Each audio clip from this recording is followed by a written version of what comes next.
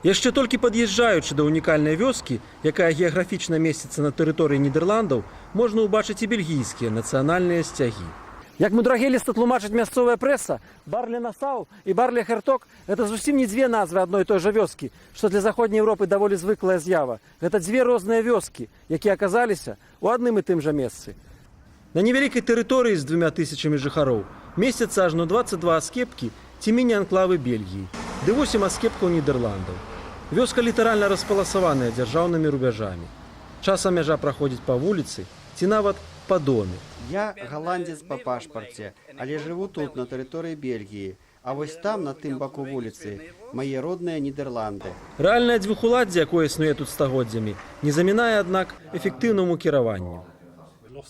Рашэнне праблемаў знаходзіцца заўсёды. У нас няма проста іншага выбару, як вырашаць у згодзе ўсе праблемы. Гэта сядзіць у нашых генах. Мы мусім быць крэатыўнымі, бо заканадаўства дзвюх краінаў натуральна адрозніваецца.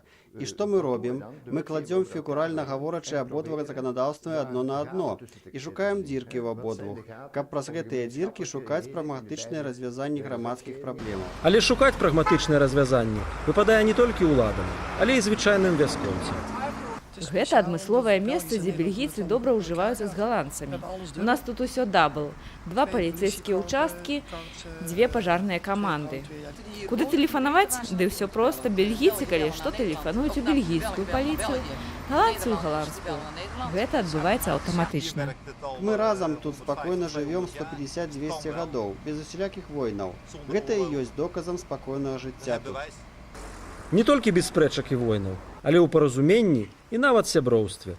Але Сіліч – аб'ектыў.